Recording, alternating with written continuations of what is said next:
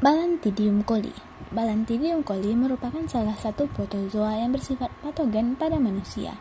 Nah, pada video kali ini saya akan menjelaskan sedikit mengenai Balantidium coli, penyakit yang disebabkannya, ciri-ciri, siklus hidup, dan bagaimana cara mencegah dan mengobatinya. Balantidium coli adalah jenis protozoa dari kelas Ciliata atau Ciliopora yang hidup sebagai parasit pada usus manusia dan beberapa hewan, terutama babi.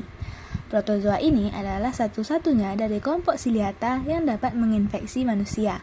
Anggota Ciliata ini sendiri ditandai dengan adanya silia atau buru getar pada suatu fase hidupnya yang digunakan sebagai alat gerak dan mencari makanan.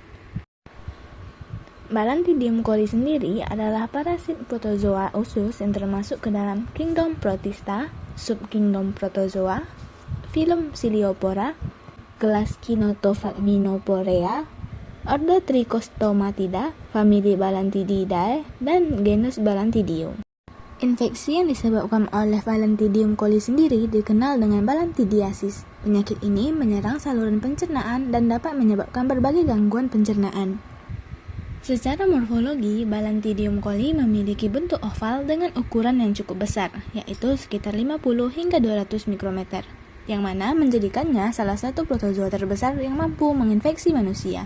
Protozoa ini memiliki dua inti sel, yaitu makronukleus, berbentuk ginjal yang besar, dan mikronukleus yang lebih kecil.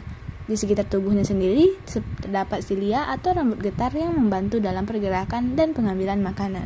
Garis hidup dari Balantidium coli secara garis besar terdiri atas 5 tahap. Yang pertama, infeksi. Manusia terinfeksi melalui konsumsi makanan atau minuman yang terkontaminasi oleh kista Balantidium coli. Kista ini sangat tahan terhadap kondisi lingkungan meskipun kondisi lingkungan yang buruk. Tahap kedua yaitu ekskistasi, di mana setelah masuk ke dalam usus besar, kista akan mengalami ekskistasi atau pecah dan melepaskan bentuk vegetatif yang disebut trofozoid. Nah, yang ketiga yaitu perkembangbiakan, di mana trofozoid akan berkembang biak secara aseksual dengan membelah diri atau pembelahan biner yang selama itu juga bisa dengan konjugasi yang dapat terjadi juga. Trofozoid ini hidup bebas di dalam lumen usus besar dan memakan bakteri dan partikel makanan. Tahap selanjutnya adalah enkistasi, di mana trofozoid menjalani enkistasi atau enkistation untuk menghasilkan kista infektif. Ketika kondisi lingkungan yang tidak menguntungkan, misalnya ketika inang mengalami diare atau kekurangan makanan, maka trofozoid akan membentuk kista kembali. Tahap terakhir yaitu ekskresi, di mana kista yang terbentuk kemudian akan dikeluarkan bersama tinja. Yang artinya, beberapa trofozoid menyerang dinding usus besar dan berkembang biak menyebabkan patologi ulceratif di dinding usus besar.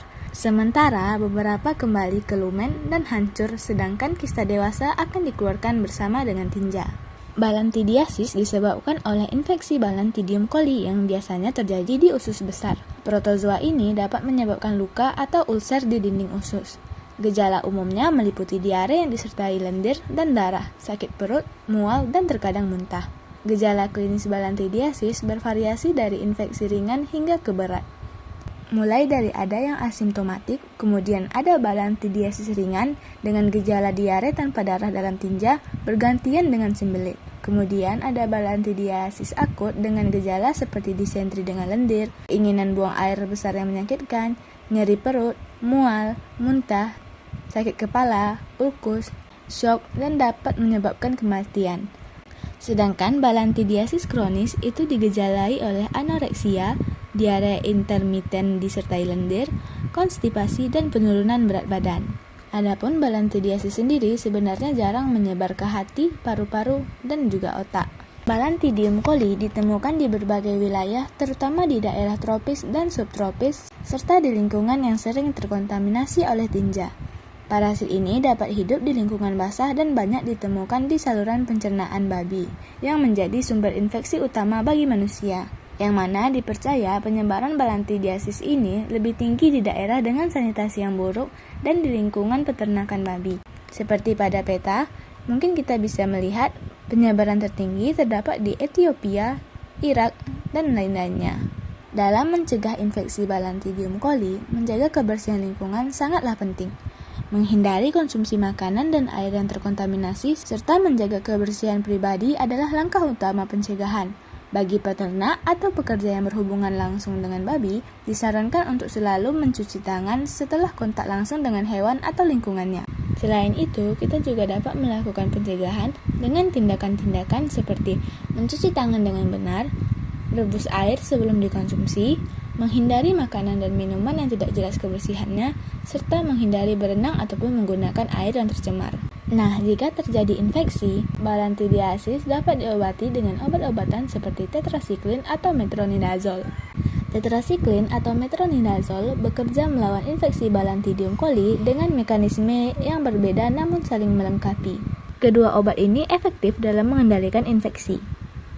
Namun, pengobatan harus diberikan oleh tenaga medis profesional untuk memastikan dosis yang tepat dan efektivitas dalam pengobatan. Nah, mungkin itu penjelasan singkat mengenai Balantidium coli dan balantidiasis. Dengan pemahaman ini, diharapkan kita dapat menjaga kesehatan dengan baik dan mencegah penyebaran parasit dan penyakit ini.